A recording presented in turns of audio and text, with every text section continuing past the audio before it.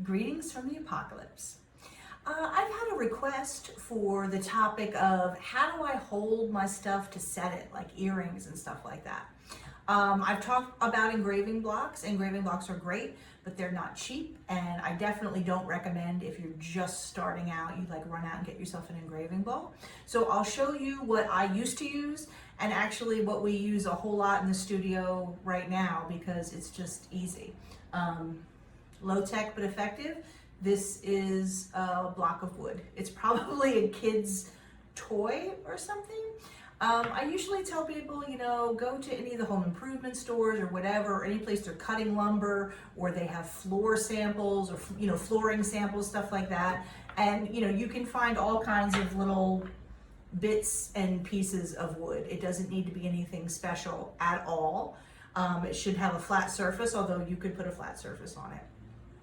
So what I do when I need to set earrings and things like that, because a lot of times actually if the piece is somewhat fragile, I'll set it up in a wood block and then just clamp my wood block right in the engraving ball. So you can use it by itself or in the engraving ball. Normally you're just going to do just like this and put it right on the bench in front of you, and that way you can move it around easily.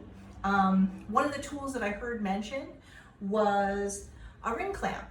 Now most of you have probably seen these. These are a really traditional jeweler's tool.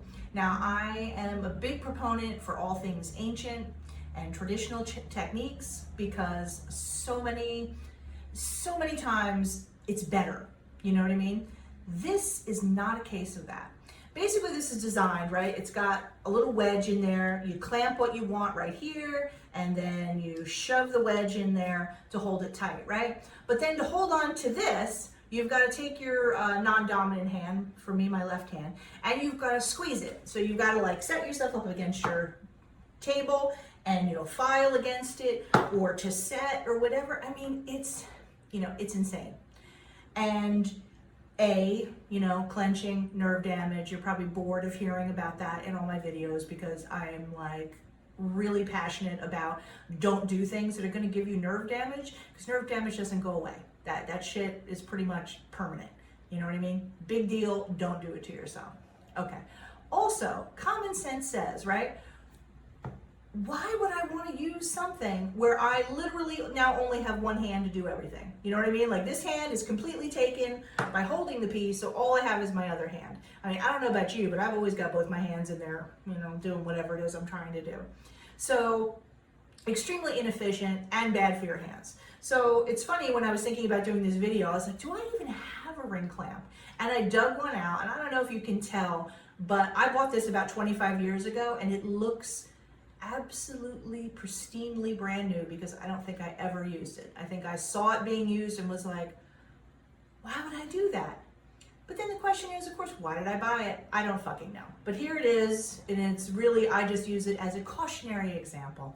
Don't set your stuff in this. So back to what I do want you to use, which is just a wood block. So all I really do with my wood block is I drill a bunch of holes in it. And you might say to yourself, I don't have a flex shaft at home. Well, guess what? Caveman style works just fine. If you have something like a pointed scriber and something like a hammer, by the way, don't use your really nice hammers for like poking holes and things. By the way, this is like my old studio hammer that's like, for putting nails in or whatever.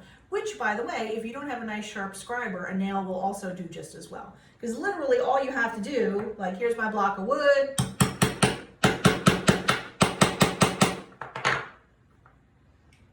pull this out, oh, there we go. And now I have a hole. Oop, where is it? I lost it. Right here. Here's one that goes deep enough down. Just like that. And then you can put your post right in there. If your hole isn't deep enough, put your thing back in there and give it a couple more whacks. So you don't even need a flex shaft.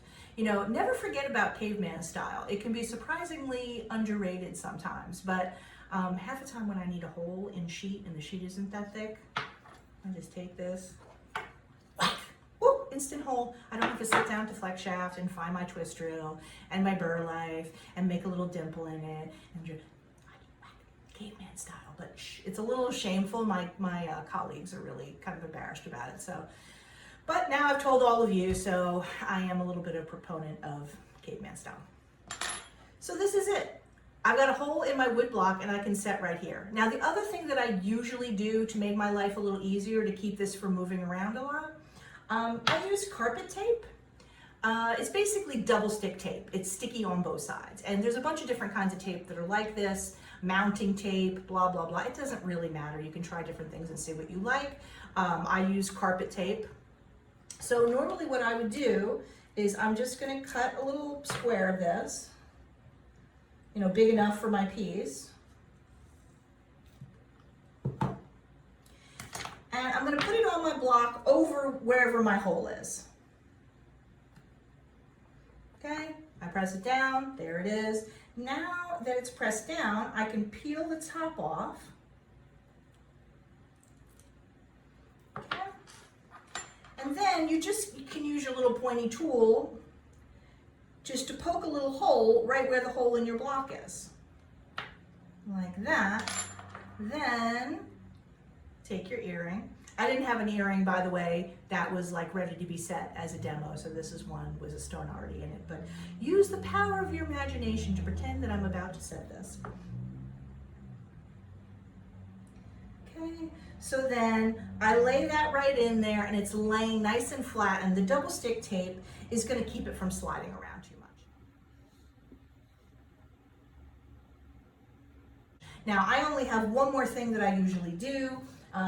Those of you who watch my videos probably know mummification. I usually take blue tape or painter's tape and I kind of cover up the rest of the piece except for right where I'm going to set, because it's extremely common to slip when you're setting. I mean, no matter how good you are, how long you've been doing it, you will occasionally slip and you'll ding up your metal. I don't want to fucking clean that shit up. You know what I mean? Not my bag. So that's what I do, is I cover everything up. So I would just sit here like this, you know, take a little tape, cover it from a couple directions, just so that the only thing that's showing is my bezel, you know, so that I can set it.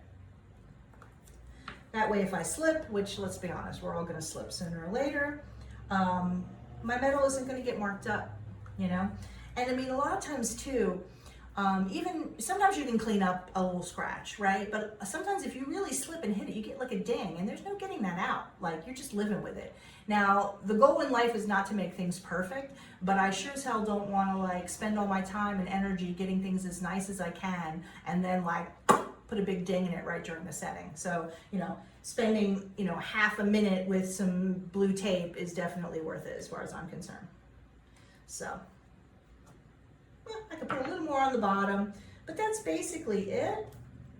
And that's all I do. That's all I did to set my stones for many years until I got an engraving ball. But like I said, a lot of times with engraving ball, I still put it in the wood block, but then I just put the wood block in the engraving ball.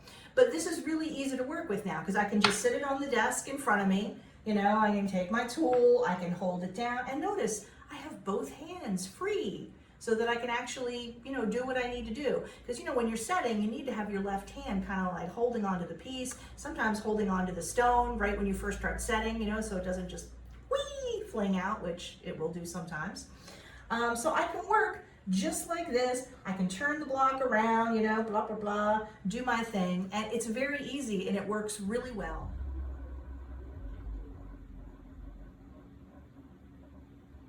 It's practically free usually because, I mean, worst comes to worst, you go to a craft store and spend a couple bucks for some little wood blocks or something, but usually you can just get them for free.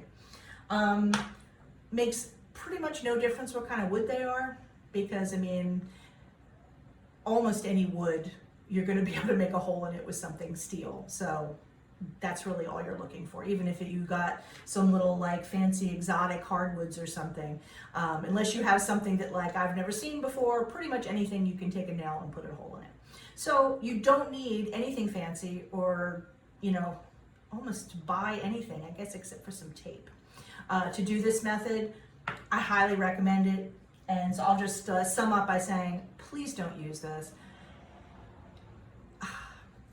I don't know why. You know, so many really smart jewelers still use these when you can just sit something on your table and like not give yourself nerve damage and have both hands. Like, I don't get it, but please don't pick up the habit.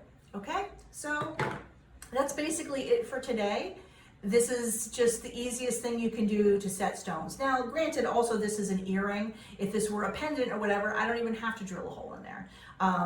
But if you need, sometimes if you have like, I don't know, it could be cufflinks, it could be something like that. Anything, you can just take and kind of gouge a little hole out of it, a little depression if you need to, so that whatever finding or whatever's on your piece can lay there and it can be pretty much held.